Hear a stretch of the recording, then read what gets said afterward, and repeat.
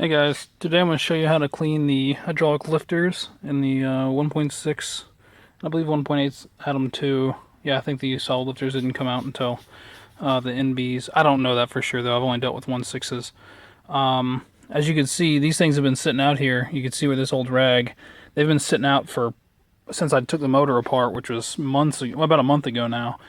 And I just took the plunger out of the center of the lifter, and all this just nasty oil came out of them. Now, the guide that I read on how to do this, you can find multiple guides. There's probably some more proper than others. I'm not one to really spend money on tools that I don't use, or real specialty tools if I can just use something else. So what I've been doing is taking these pair of pliers, reaching up underneath the plunger right here, and this is the inner side. I don't remember what this thing's called. I guess that is the lifter itself. This is just a bucket. I guess. I don't know exactly what the proper terms for this stuff is. So we're going to take that out right there. And I'll see if I can set this up to where I can demonstrate how to do this. Okay. So what you want to do is take and grab. Now it's not pretty, and sometimes you'll slip. You kind of wiggle it, and you give it a little bit of a tug. Sometimes you slip off. I have a couple times now, but there it goes, and it'll pop right out of there. Let's try one more. I'm not sure if y'all could see that or not. So, grab it, like so. These seem relatively dry, but some of them would be filled with oil. Okay.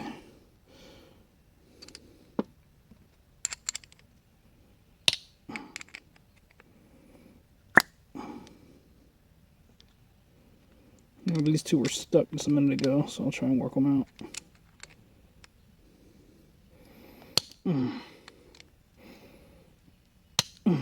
Jeez, I don't want to damage this thing.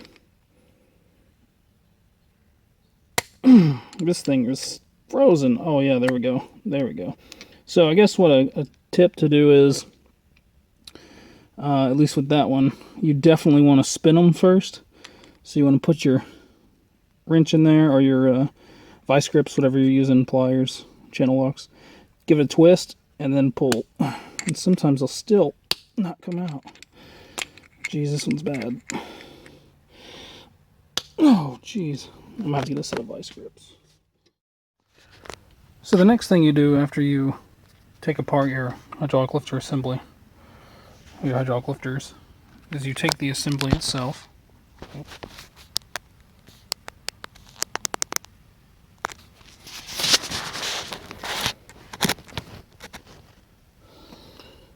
Here's the assembly. So you have this assembly here, and all you do is you just lightly pull it apart. You'll see, you gotta be careful, there's still a bunch of oil in it, but there's also this bottom half. Don't take that apart. There's a little ball in there. There's a spring, a return spring, and then the top half of the bucket. What I'm doing is, after I take it apart and get the oil out, I'm putting it into a crate with purple power, which I don't think is the best degreaser you can use, or I don't know, cleaner, I guess, for this. A normal type of cleaner, as far as like brake cleaner, would probably go a little bit further. But this is how I'm letting it soak. And if you look real close, you can see the oil coalesce in the top corners of it. Can you see that? There's a black mark all around the edges here. So there's definitely a lot of oil and gunk still inside of it. It's pretty easy overall to take apart. First you just pull it out of the bucket, and then you just separate them. After you separate them, then clean them out. These I'm going to put through a parts washer that I have in the back of the shop, and then let them soak for a little bit. I don't know if there's anything in them as far as moving parts. I don't think so. I literally think this is just a solid bucket, but I could be wrong.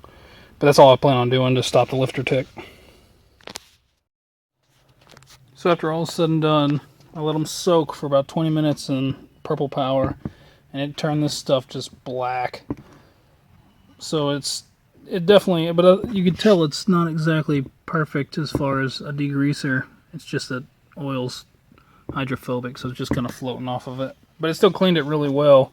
These lifters were really disgusting. You could see the imperfections on the side where it rubs inside the head, and on the top of it, it's not exactly smooth, I guess, or I can't feel it with a fingernail when I scratch across it, so I'm sure it's gonna be fine. But these things were absolutely disgusting. I mean, there was stuff inside of these that you could not get out. I had to scrape it out. This thing won't really... inside of here as well. So what I'm gonna do is I'm gonna oil them up a little bit and then put them all back together and hopefully get them into a car, into my race car, because this thing, it ticks like crazy after it gets real warm and I turn it off. Everyone's staring at me at the track, so I don't know if it's going to damage anything. I'd say one of my lifters will eventually collapse, but I'm going to try and stop that from happening. So, but it's a pretty simple job. You just take them out, pull these back apart. It's pretty much just pull everything apart. Try not to take this stuff apart if you can. This is you can do it if you have to. I didn't read anything that said you needed to. You can see in the very bottom down there, that's the check ball that's down there. And there, on the inside of it, it's just a little bit of a cap. I think if you press it down or something, I don't know how you do it. There's a write-up online on how to do it on Miata.net in their garage section. I didn't feel the need to do it. Maybe, I don't think it'll keep ticking. I think all the stuff that I got out, because these things were just full of nasty oil. And same for the hydraulic lifter itself. The buckets were full and those were. But it all looks pretty good, and hopefully the next video will have me with it in the car and not ticking. So I've already put a few together. This is after I've had them sit out and cleaned, and they look pretty good. There's still some, this oil, for instance, was clear as could be when I first put it in. Well, not super clear, it's Rotella, but it was pretty clear, and it's starting to get kind of turbid looking, so there's definitely some nasty oil still left in some of these components. But I'm going to show you how to assemble them after you've got them apart. I'm going to do this one-handed, so work with me, but you need to get a small Tupperware thing of oil, and then the 3 pieces you had before, the bucket, the lifter bucket, the spring, and then the check valve piece. This thing still seems a little dirty. It's not that bad. I think these are just, again, these are old used ones. I'm just putting them in here. So what you want to do is that you want to put the spring in the bottom of the bucket, like so. So the spring will line up down the bottom. Make sure it's straight and flat inside there. You don't want it to be crooked when you put the check valve into it. Then you slip the check valve in, which is ridiculously hard to do like this. Come on.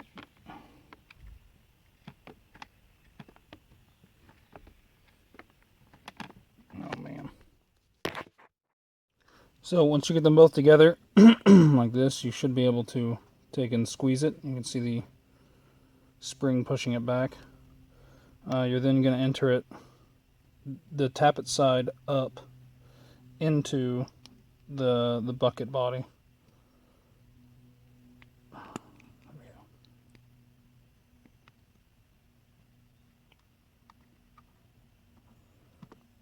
Then you're going to push down. Alright, and what you'll feel is it kind of click into place a little bit, and then what you want to do is you're going to pump it a little bit, and you'll start to feel it sort of stiffen up on you, and you're filling up that bucket body with oil. Now it's got a weep hole in the side of it. Let's see, come on, focus here. Well, just take my word for it. There's a weep hole in here, and you'll feel it kind of squish out of it, which is what you want. You want that body to be full of oil before you put them in the car. I think this will help alleviate some of the issues when you first start them with all the tapping, because whenever you first start these things after you've done this, they just tick like crazy. So I think this will aid in helping that process along. So your next step is the valve cover removal, the igniter removal. I disconnected a little bit of the front timing cover so I can reach the cam gear bolts. I'm going to try something with this. I don't know if it's going to work or not. This is pretty common whenever you're doing a engine timing belt and you don't have the proper tool for it. You just use 2 crescent wrenches and a set of vice grips to hold the cams in place. I zip tied the cam gear to the belt, so that way it'll stay in time. Whenever I go and take these cams out, I'm just going to slip them out, hopefully, and the car will stay timed. If it's not, then I'll just take the whole front of the motor off and retime the car. It's a non-interference motor, so if I mess this up, then it's just a little bit more extra time, but if it works out, it saved me quite a bit. It's a little bit of a risk, but if it works, it paid off. That's right now. There's a certain order at which you take out the camshaft and you put it in. I believe the order is 1, 2, 3, 4, 5, 6, 7, 8, 9, 10. That's how it goes. The exhaust side has its own order as well. Once I get over there, I've already loosened these up. Well, some of them are loose. I'm slowly taking it off. You can see the gap arising right there in between the cam cap and the head. You want to make sure that you do this in order and kind of take your time with it, because if not, you risk breaking a camshaft.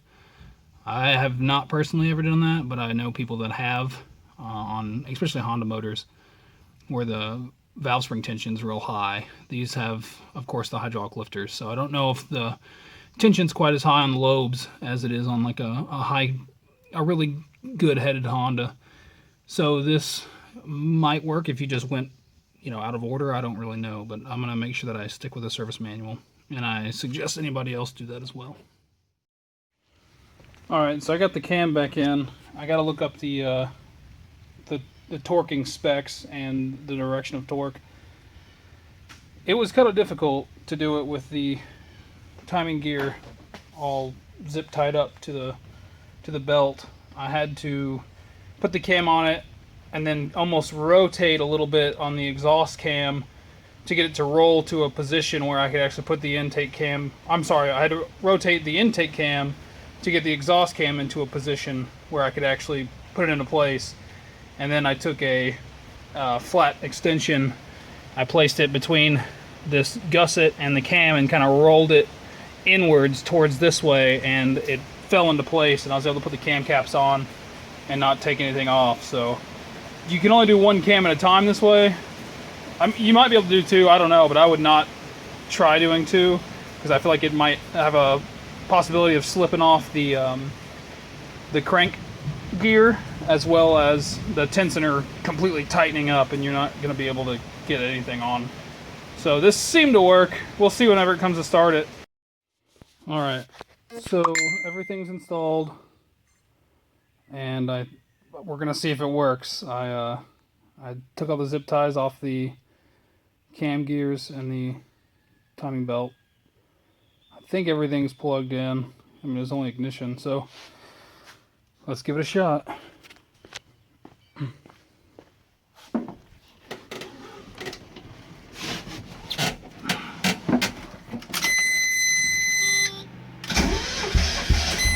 Nope, timing's out. Damn. So don't do that. That does not work.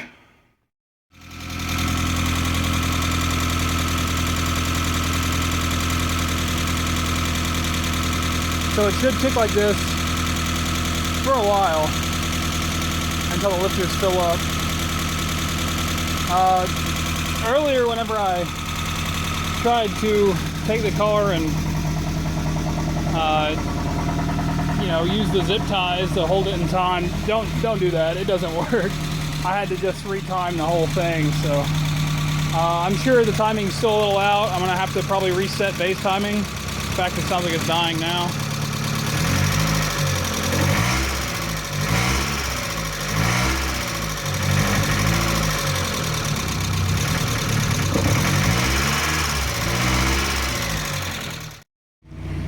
So after about 20 minutes of revving and heating up and revving some more, and there's different trains of thought on how to do this, but I let it sit about 2,000 RPMs for about 5 minutes, kind of let it idle a little bit, let it come up to temperature, and I set my base timing again since I had to change all the timing. I've got a video on that too. Just look through my account and it'll say setting the timing on 1/6 Miata or something like that. But as you can tell,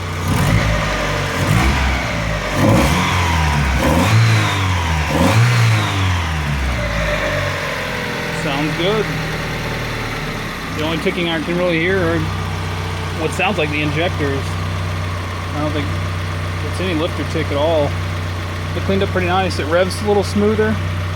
I hope we'll see after Bristol how well it does.